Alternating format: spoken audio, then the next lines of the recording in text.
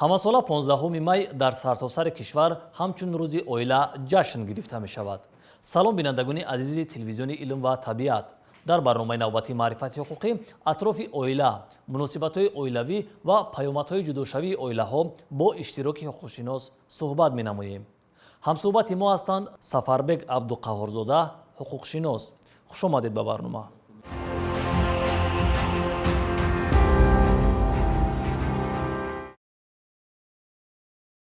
дар илми ҳуқуқшиносӣ оиларо ячейкаи асосии ҷамъият меноманд. ин мафҳум аз куҷо сарчашма мегирад ва қонунгузории кишвар барои бунёд намудани як оила кадом меъёрҳоро муайян намудааст? оила сохтори ибтидоии ҳар як ҷомеа ва шакли ташаккули аввалиндараҷаи он ба шумор меравад.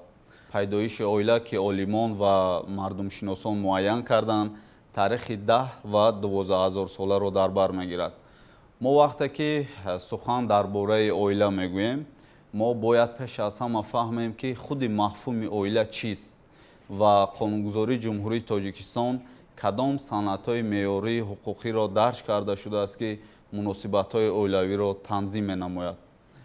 оила иттифоқи озод, баробар ҳуқуқ ва чун қоидаи якумраи зану шавҳарист ки бо муҳаббат ва эҳтироми тарафайн асос ёфта бо мақсади ҳамзистӣ барои тавлиди фарзандон ва риояи тамоми талаботҳое ки дар қонунгузорӣ муайян карда шудааст асос ёфта ҳуқуқу уҳдадориҳои байни аъзои оиларо ба вуҷуд меоварад ва зери ҳимояи давлат қарор дорад. дар муносибатҳои оилавӣ махсусан шахсоне ки оила барпо менамоянд якчанд вазифаҳо ё худ самтҳои асосии оиларо бояд муайян карда шуд ва яке аз вазифаҳои асосии оила ин вазифаи ба вуҷуд овардани фарзанди солим ки дар илми ҳуқуқшиносӣ мегӯянд вазифаи репродуктивӣ ва дигар вазифаи асосии оила ин таълиму тарбияи фарзандон ва нигоҳубин аз ҷиҳати моддӣ ва маънавии фарзандон мебошад.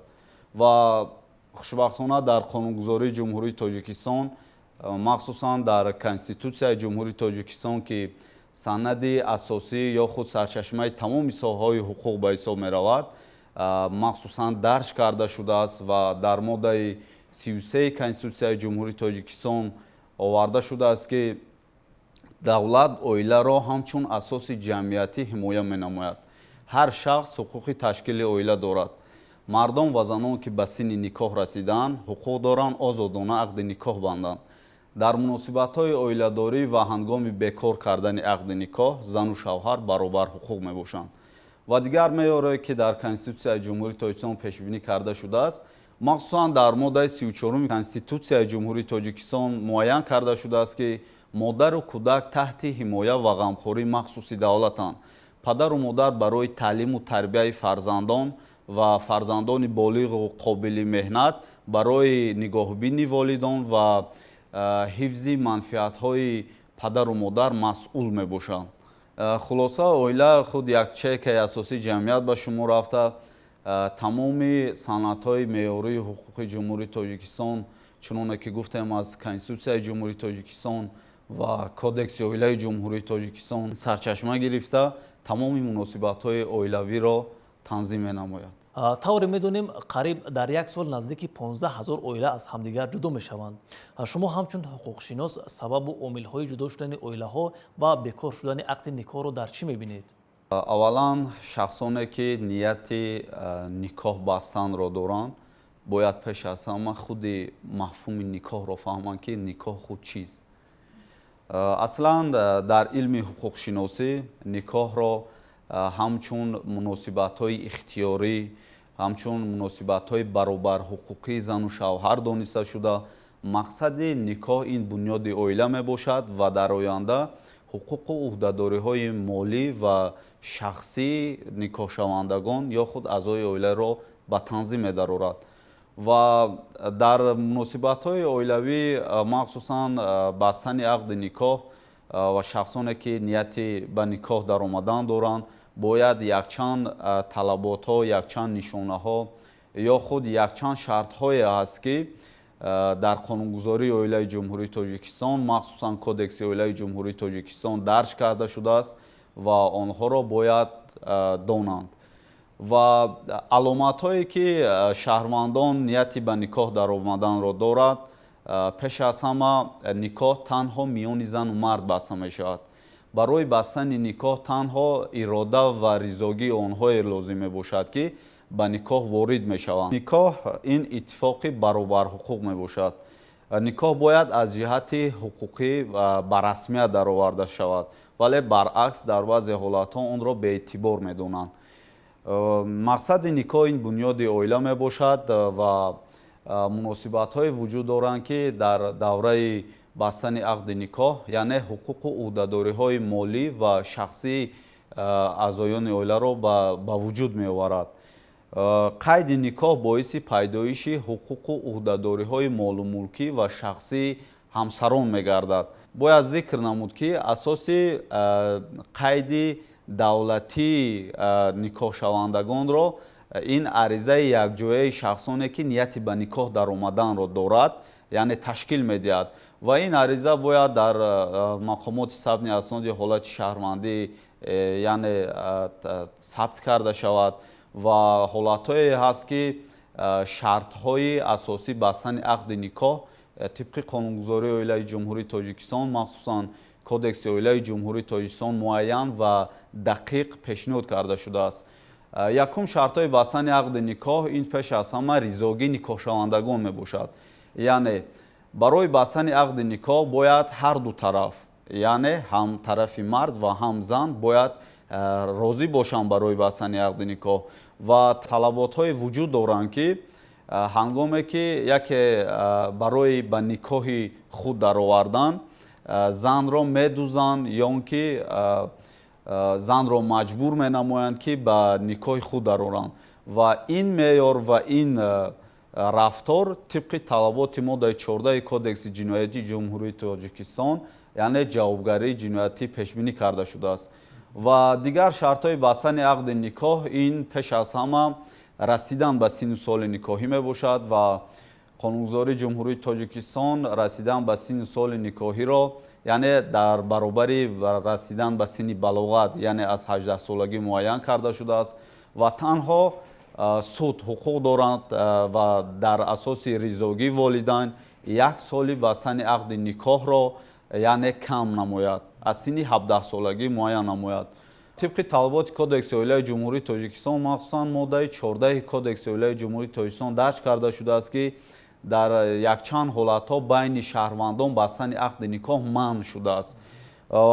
якум ҳолат ин байни ҳамсароне ки яке аз онҳо дар никоҳи дигар ба қайд гирифта шудааст ва дигар ҳолат байни бародарону хоҳарони айнӣ ва угай, яъне байни хоҳарону бародароне ки аз як падар ё аз як модар мебошанд ва дигар ҳолат байни фарзандхондагон ва фарзандхондашудагон ва дигар ҳолате ки бастани ақди никоҳ байни шаҳрвандон манъ карда шудааст ин байни шахсоне ки суд яке аз онҳоро бо сабабҳои бемории рӯҳӣ ё сустақлӣ ғайри қобили амал эътироф карда шудааст ва ниҳоят дар дигар ҳолатҳое ки бастани ақди никоҳ тибқи қонунгузории оилаи ҷумҳурии тоҷикистон манъ карда шудааст байни шахсоне ки бо сабабҳои суистифодаи маводҳои машруботӣ, яъне дорои қобили маҳдуди амал эътироф карда шудааст, дар ин ҳолатҳо метавонад ки қонунгузории оилаи ҷумҳурии тоҷикистон чуноне ки гуфтем моддаи 14 кодекси оилаи ҷумҳурии тоҷикистон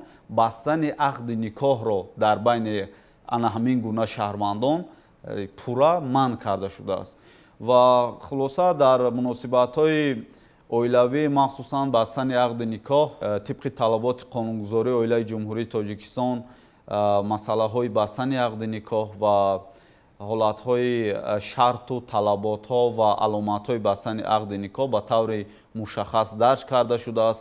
ин ҳама омилҳо ва ин ҳама сабабҳое ки боиси ҷудошавии оилаҳои ҷавон мегардад, махсусан чунон ки гуфтем дар қонунгузории оилаи ҷумҳурии тоҷикистон яъне дарҷ карда шудааст ва ин пеш аз ҳама дахолат намудани шахсони сеюм ва дигар ҳолатҳо ин бастани никоҳи бармаҳал мебошад ва дар дигар ҳолатҳо ин бастани ақди никоҳ байни хешу табор мебошад ки ин дар оянда метавонад сабаби фарзандор нашудани худи оилаҳо гардад. Ин ба ҷудошавии оилаҳо, яъне ба пош хӯрдани оилаҳои ҷавон оварда мерасонад.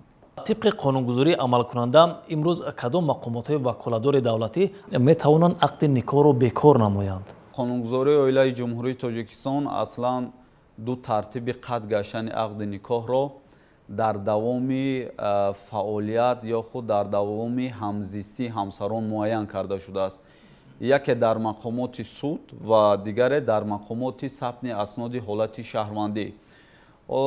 бо тариқи судӣ аслан никоҳ дар чунин ҳолатҳо қатъ карда мешавад байни ҳамсароне ки яке аз онҳо барои бекор кардани никоҳ розӣ нестанд, байни ҳамсароне ки фарзандони ноболиғ доранд, байни ҳамсароне ки ҳарду барои бекор кардани никоҳ розиянд, вале барои ба расмият даровардани никоҳашон яке аз онҳо дар мақомоти сабти асноди ҳолати шаҳрвандӣ иштирок наменамоянд, байни ҳамсароне ки барои бекор кардани никоҳашон розиянд, вале дар тақсимоти молу мулк боиси ба миён омадани баҳс миёни зану шавҳар мегардад.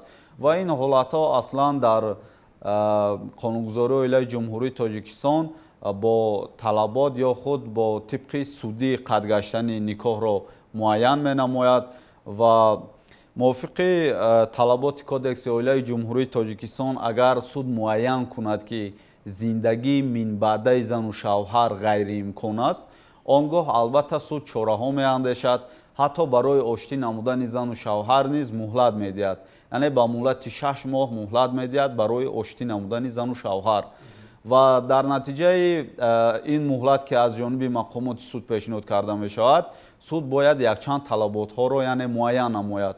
пеш аз ҳама муайян менамояд ки кадоме аз фарзандон дар назди кадоме аз ҳамсарон меистад ва дигар ҳолатҳо ин барои таъмини фарзандон рӯёнидани маблағро аз ҳарду ҳамсар ё яке аз онҳо ҳал мекунад ва масъалаи таъминоти зан ё шавҳари эҳтиёҷманди корношиамро баррасӣ менамояд ва бо хоҳиши зану шавҳар ё яке аз онҳо моликияти умумии якҷояи онҳоро яъне баробар тақсим менамояд. ва инҳо аслан талаботҳо ё худ ҳолатҳое мебошад ки бо тариқи судӣ никоҳ қатъ карда мешавад. ва чуноне ки гуфтем, дигар талаботҳо ин пеш аз ҳама қатъ гаштани никоҳ дар мақомоти сабти асноди ҳолати шаҳрвандӣ мебошад ва ҳолатҳое ки дар мақомоти сабти асноди ҳолати шаҳрвандӣ никоҳ қатъ мегардад, чунин ҳолатҳоро дар бар мегирад. якум, агар ҳамсар бо тариқи судӣ бедарақ ғоиб шуда эътироф карда шуда бошад. ва дуюм ҳолат, агар ҳамсар бо сабаби беморӣ рӯҳӣ ё сустақлӣ ғайри қобили амал эътироф карда шуда бошад. ва сеюм ҳолат, ин ҳамсар барои содир намудани ҷиноят ба муҳлати на кам аз 3 сол аз озодӣ маҳрум карда шуда бошад. ва аслан дар ҷумҳурии тоҷикистон сабабҳо ва омилҳои яъне талоқ ҳам вуҷуд дорад ва пеш аз ҳама сабаб ва омилҳои асосии талоқ дар ҷумҳурии тоҷикистон ин пеш аз ҳама ба ҳамдигар мувофиқ наомадани манфиатҳо мебошад. яъне ана ҳамон дар муносибатҳои оиладорӣ баъд аз бастани ақди никоҳ зану шавҳар бо ҳамдигар соз намегиранд ва ин яке аз сабабҳои асосии талоқ дар ҷумҳурии тоҷикистон мебошад. ва дигар сабабҳои асосии талоқ ин хиёнати ҳамсарон ба якдигар, ин ҳам яке аз проблемаҳои ҳозиразамон мебошад ки сабаби ҷудошавии ҳамсарон мегардад. ва дигар сабабҳои талоқ ин дахолат намудани шахсони сеюм, яъне дахолат намудани ан ҳамон хусуру хуштоманҳое ки дар хонаи шавҳар зиндагӣ мекунанд, ин ҳам то дараҷае оварда расонида шудааст ки сабаби қатъ гаштани ақди никоҳ мегардад. ва дигар сабабҳо ин танқисӣ манзилӣ ва маишӣ ё худ беморӣ ва дигар ҳолатҳое аст ки тибқи талаботи қонунгузории оилаи ҷумҳурии тоҷикистон муайян карда шудааст ва ин ҳама дар якҷоягӣ ҳолатҳои қатъ гаштани ақди никоҳ ва сабабҳои асосии ҷудошавӣ ё худ қатъ намудани муносибатҳои оилавӣ байни зану шавҳарро ба миён меоварад ва тибқи талаботи қонунгузории оилаи ҷумҳурии тоҷикистон ду мақомоти судӣ ва мақомоти сабти асноди ҳолати шаҳрвандӣ метавонад ки никоҳро яъне қад намояд. خب تشکر. طوری میدونیم هنگام جدا شدن اویلاهای جوان پیش از همه مشکلات اولین درجه آنها این تقسیمات مال و ملک می باشد. وابسته به این حالت قانونگذاری کشور چی معیارها را معین نموده است؟ پس از قید دولتی عقد نکاح میان زن و مرد مناسبت‌های مال و ملکی به میان میآید و من بعد در جریان نکاح مال و ملکی که در دوره زندگی یکجایی زن و شوهر به دست آورده شده طبق طلبات ماده 34 کودکس اولیای جمهوری تاجیکستان مالکیت مشترک زن و شوهر به حساب رفته و مال و ملکی که در دوره همزیستی زن و شوهر به دست آورده شده است مالکیت عمومی آنها به حساب می رود. مال و ملک یکجایی زن و شوهر اصلا از مبلغ‌های پولی و اشیاءهای منقول و اشیاءهای غیر منقول یعنی تشکیل می دهد و این همه در یکجایگی با مانند عمارت‌ها، خانه‌های استقامتی که به صفت اشیاءهای غیر منقول برآمد می نمایند در یکجایگی طبق طلبات کودکس اولیای جمهوری تاجیکستان مالکیت مشترک زن و شوهر به حساب می رود و مال و ملکی که تا دوره بستن عقد نکاح به شوهر یا آنکه به زن تعلق دارند با مانند هدیه نمودن یا تحفه کردن مالکیت شخصی خود همسران به حساب رفته پس از قد نمودن عقد نکاح هم یعنی مالکیت شخصی اونها به حساب می رود. اصلا دو حالت‌های تقسیم مالکیت و میراث را میان همسران معین کرده شده است. یکم حالت در حالت قد گشتن عقد نکاح می توانند که مناسبت‌های مال و ملکی یعنی میان زن و مرد به میان آید و برابر جهت برابر تقسیم نمودن انامین مال و ملکی که در دوره زندگی یکجایی به دست آورده شدند یعنی برابر تقسیم نمایند و دیگر حالت‌هایی که قانونگذاری اولیای جمهوری تاجیکستان برای تقسیم میراث و مال و ملک معین کرده شده است این پیش از همه وفات یکی از همسران می باشد که در حالت وفات کردن یکی از همسران یعنی دعوا یا خود عریضه تقسیمات مال و ملک یعنی به وجود می آید و در قانونگذاری اولیای جمهوری تاجیکستان یکی از حجت‌های اساسی که مناسبت‌های مال و ملکی بین زن و مرد را معین می نماید این پیش از همه عهدنامه نکاح می باشد. عهدنامه نکاح این حجت می باشد که مناسبت‌های شخصی و مناسبت‌های مال و ملکی بین اعضایان عائله را با وجود می آورد و در آینده می تواند که در اساس همین عهدنامه نکاح مالکیت و مال و ملک یعنی میراثی که در دوره زناشویی به دست آورده شدند یعنی برابر تقسیم نمایند و قانونگذاری اولیای جمهوری تاجیکستان اوید به تقسیم میراث و مالکیت طبق طلبات کودکس اولیای جمهوری تاجیکستان با طور دقیق معین کرده شده است. مسئله دیگری که بعد جدا شدن اویلاها به میان میآید این جدا نمودن الیمنت برای فرزندان نابالغ می باشد. وابسته به این قانونگذاری مملکت کدام معیارها را معین نموده است؟ مسئله الیمنت در قانونگذاری اولیای جمهوری تاجیکستان مخصوصا کودکس اولیای جمهوری تاجیکستان یعنی معین کرده شده است و الیمنت برای فرزندان نابالغ تا به سن 18 سالگی هر ماه به مقدار معین از جانب پدر و مادر رویانده می شود. برای یک فرزند از 4 یک حصه مزد درآمد، برای 2 فرزند از 3 یک حصه مزد درآمد، برای 3 و زیاده از آن باشد نصف مزد درآمد یعنی پدر و مادر ستانده می شود. حجم الیمنت را با در نظر داشت وضع مادی و اولیوی می تواند که از جانب سود کم یا زیاد کرده شود. اگر کودک تحت حمایه دولت یا تشکیلات جمعیتی قرار داشته باشد در این حالت سود حقوق دارد که حجم الیمنت را کم نماید یا از سپردن الیمنت پورا آزاد نماید.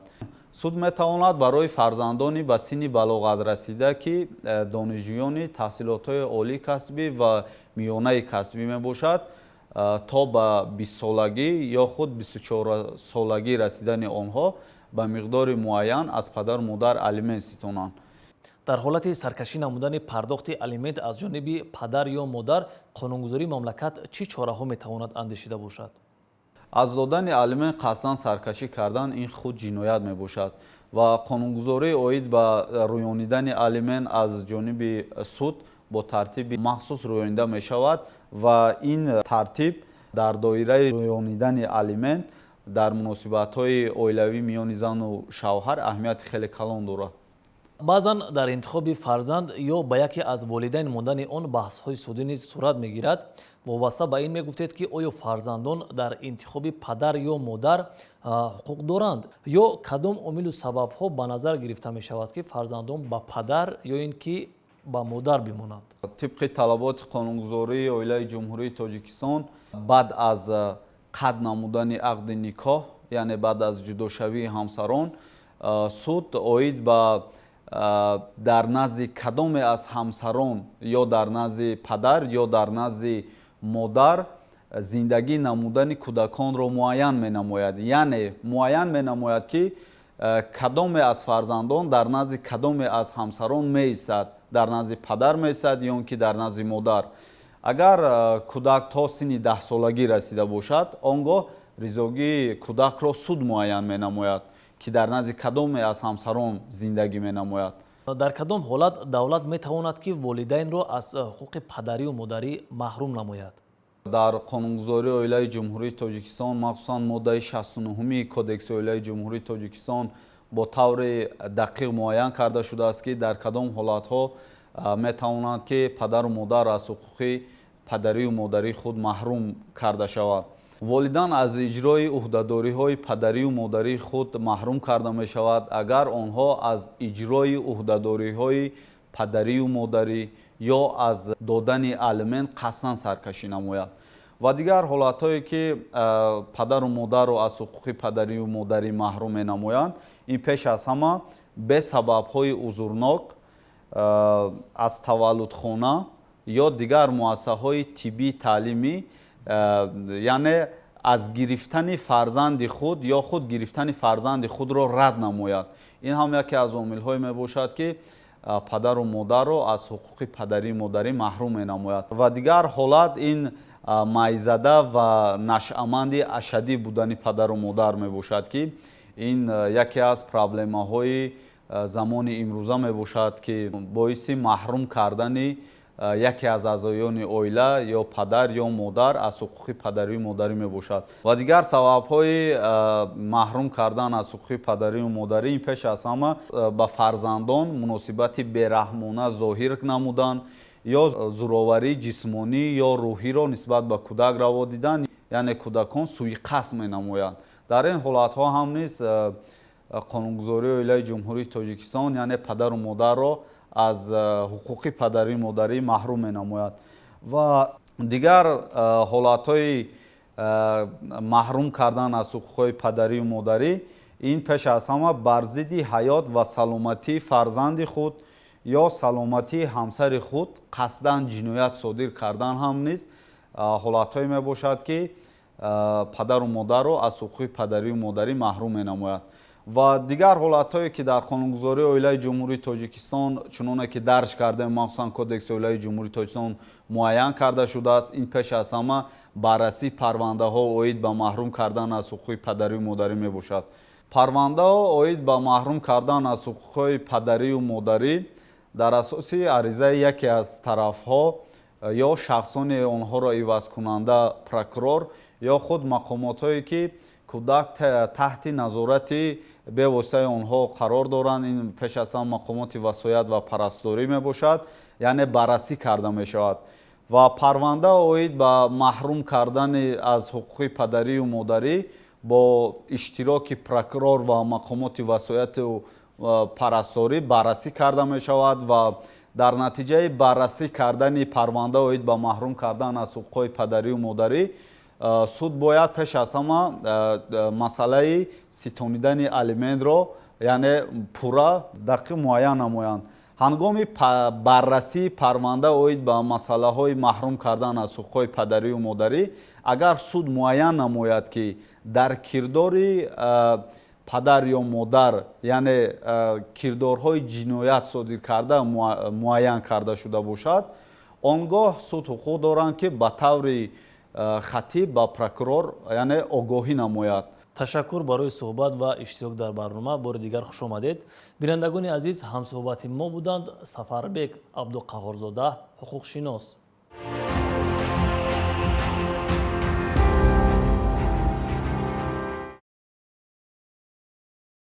оилаи солим аз ҷомеаи солим ва насли солим сарчашма мегирад.